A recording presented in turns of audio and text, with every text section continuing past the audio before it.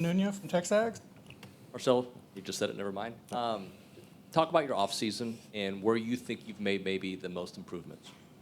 Well, I know y'all have also heard it just like I have, not a passer. But, yeah, I feel like I've had, tremendous growth in my passing this offseason. We've had some great receivers come in and, just having the O-line that we have, the running backs that we have, they've made it a lot easier for me to be able to sit back there and make these throws. And, the receivers we have now have made it a lot easier as well to make these throws. And I think I just feel a lot more confident back there, kind of finding ways to protect myself, knowing the offense a little bit better, and just being confident as a quarterback behind the O-line. Some of the chatter behind the scenes, did it motivate your workouts? Did it make you what did it do for you this offseason? It didn't really motivate me or anything, do anything different for me. Obviously, as I go into each season, I know there's some things that I have to improve on, and I've been doing that since I was a kid. You got to keep growing. There's always different things you got to find to be better at, and I try to do that at every practice that I get a chance to. So yeah. To the left side, second row, to Alex Miller from the Eagle. I know you're at the Manning and Passing Academy. Was there anyone else that you worked out with this summer, just on your own, maybe like a private trainer type guy? And what were some of the biggest lessons you learned from the Passing Academy and maybe whoever else you worked out with? Yeah, no, I really didn't do too much this summer at the Passing Academy. Just obviously being there with, Eli and Peyton, you learn a lot of different things about ways to be quarterbacks, just how you approach the game. Peyton talked a lot about, how he kind of studied, and he also had John Gruden there talk to us a little bit. So, we sat in a room and listened to those guys talk about ball and what it takes to be a quarterback, how to prepare at a high level, and it was a really good opportunity just to be there. To the left side, Tony Catalina from Statesman. Marcel, obviously, everyone we talked to this offseason has talked about your growth as a leader and the steps you've taken in that. But for you, what did that look like? What tangible things did you do? What was the mindset when you said, hey, I got to step into this role, and what that looked like for you this offseason? Yeah, I feel like for everybody it's different. For myself, I like to lead just knowing everybody in the locker room. I try my best to meet new walk-ons or new players whenever they come in the room, just to, put a name to a face. And I feel like that's very important, just building connections with your teammates so they know that you're going to have their back no matter what. Knowing the people inside that locker room is, something I've been doing since I was in high school. I could probably tell you everybody's name if you showed me who they were. Probably not off the top of my head. I probably couldn't say everybody's name on the roster, but if you asked me a person and showed me their face, I could probably tell you their name. So, that's what I try to do the best at. Being a leader, it's not always about, yelling, getting on people, but it's about having the connection so you know how to lead certain people, because not everybody's led the same way. Let's go to the right side to Carter Carrolls from Jacob 247. Marcel, Coach Elko talked about how when they were recruiting KC that you went to a practice, and when he saw you throw, he was like, okay, I kind of want to play with this guy. How much did that mean to you to hear at the time and when Coach Elko talked about it? And just what has KC shown this offseason? Yeah, funny you say that, because I remember that practice. I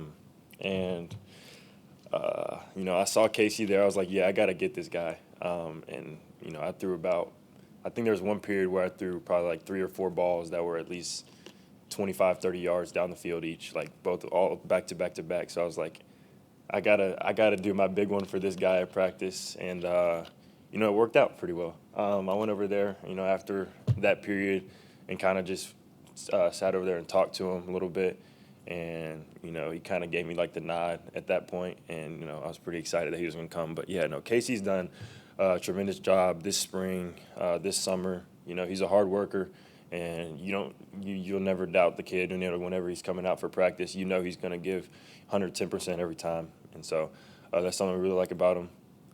He has sure hands. He talks to me all the time and tells me, throw it anywhere, I'm going to catch it. So, and he's proven it. So, really excited to have him out there this year. He's going to be a really good weapon for us. Let's go left side middle to Rob from Aggieland Illustrated. Howdy, Marcel. Howdy. Lots of success on the recruiting front. As players, y'all do a great job of bringing guys in, obviously making them feel This is the place to be. This is family. So if I'm of course you want to recruit me, but as you have a recruit come in, what do you guys tell them? What is something that really makes them feel at home and this is the place to be and what A&M can do?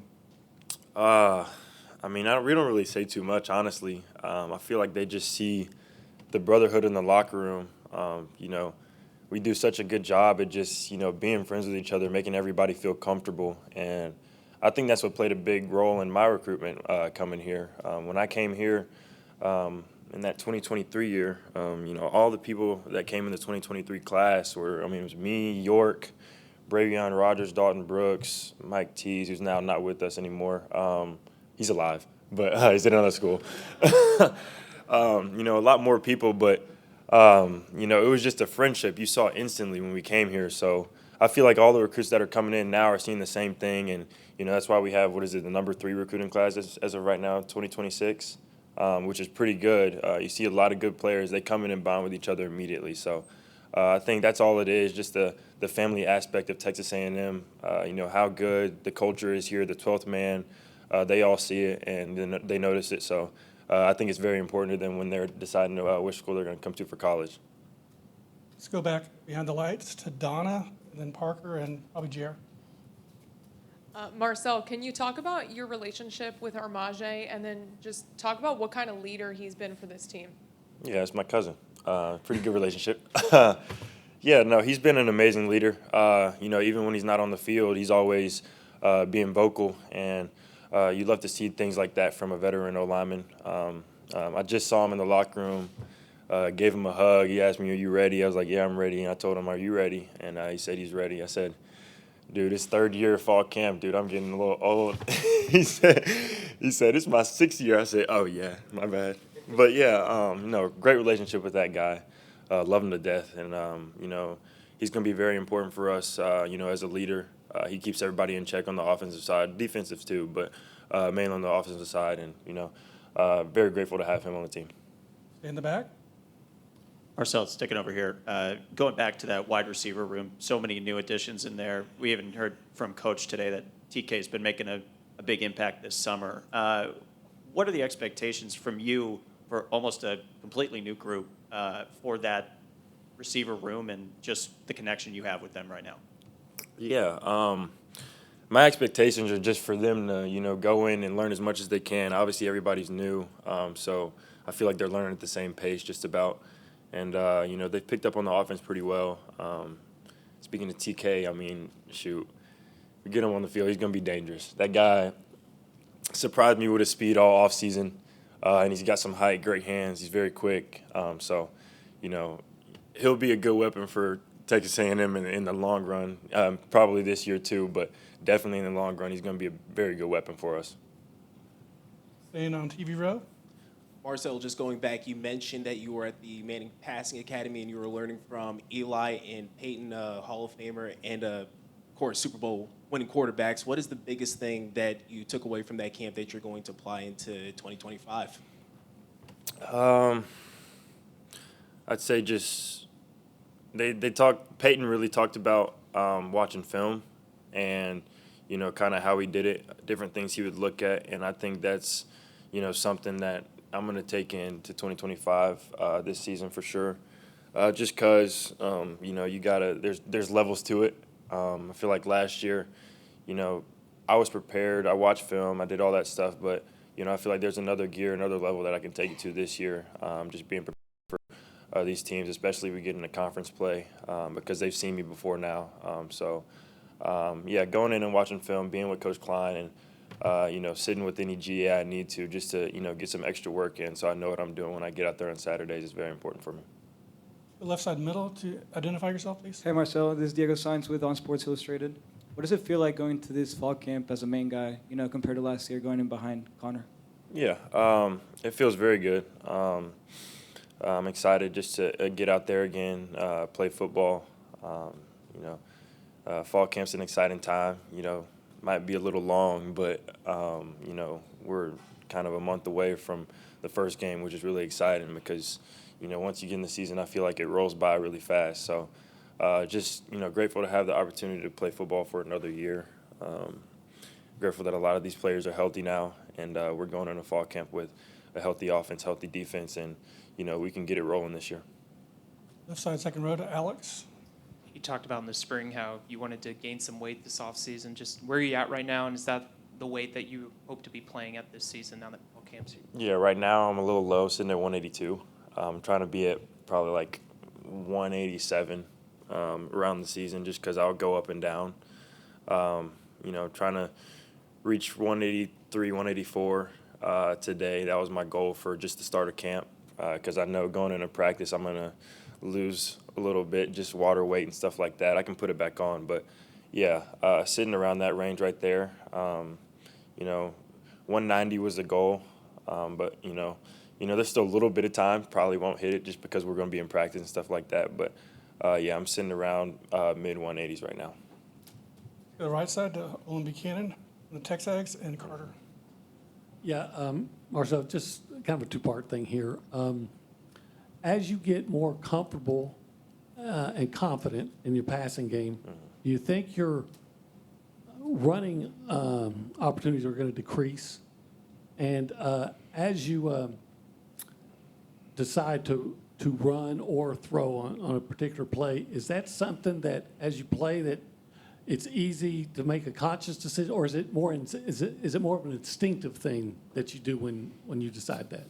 Yeah, I don't think my passing ability being better will affect how many times I run the ball, and it's definitely instincts whenever I run.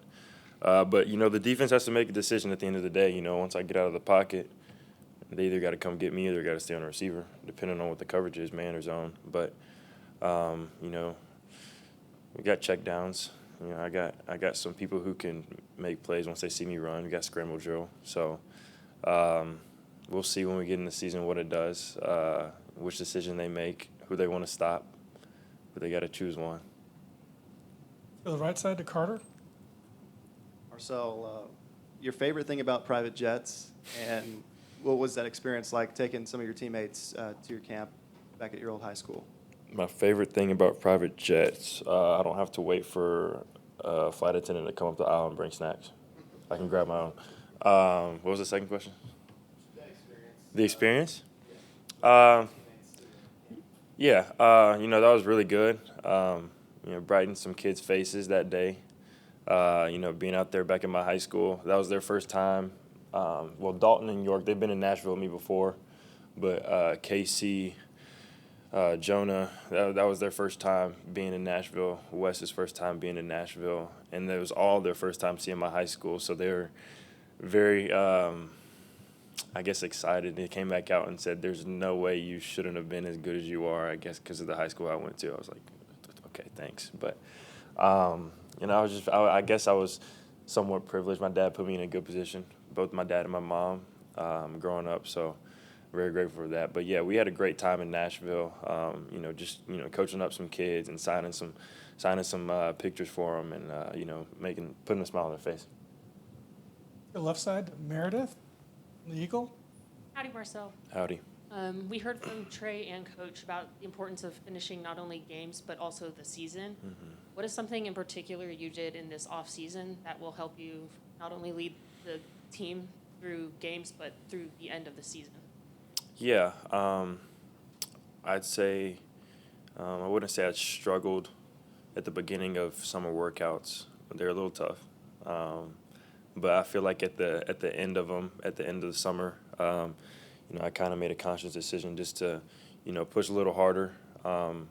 And we know strength coaches always try to push me as well, but they always say something like, "Marcel, you got to score a touchdown right here. It's fourth down," and I feel like I did a really good job of just pushing as hard as I could, trying to be the first guy to finish across the line, because I'm going to be the guy touching the ball every play before anybody else gets it. And flashback to Auburn, we definitely could have won that game, but I dropped the ball on one of the snaps, and I think that was critical in our 4-minute offense to the loss that we had last year, and definitely not going to do that again. Hopefully not going to be in that situation again anyway. But, yeah, I've done a lot of things this summer just to, try to emphasize that, you know, we got to finish. We got to finish in everything that we do, you know, going to class, being on time for meals, being to the weight room on time, finishing the lifts. And, you know, everybody's heard it from Coach Elko and our captain. So, you know, we're harping on that really hard this year. And we're going to make a huge difference in the fourth quarter. Let's go left side front. Tony? Two-part question, obviously. How comfortable are you in Colin Klein's offense, and just how collaborative has it been to build it around you and your strengths? Yeah, I'm really comfortable. I mean, I was comfortable last year. You know, we haven't done too much to change it. You know, just what kind of the talent we have receiver-wise. We've altered a couple of routes, but, you know, there hasn't been too many changes in the offense. But really comfortable in it. You know, I've kind of build some continuity with these receivers and the running backs just based off of, you know, routes we have. And it's good that we had a whole spring this year to do it after a little kind of a foundation year last year. But, yeah, we're really excited going into year 2 with this offense. It's going to be very explosive, like we've said before, and, you know, there's going to be a lot of points scored. Any other questions? It's a wrap. All good. Thanks. Thank you, guys.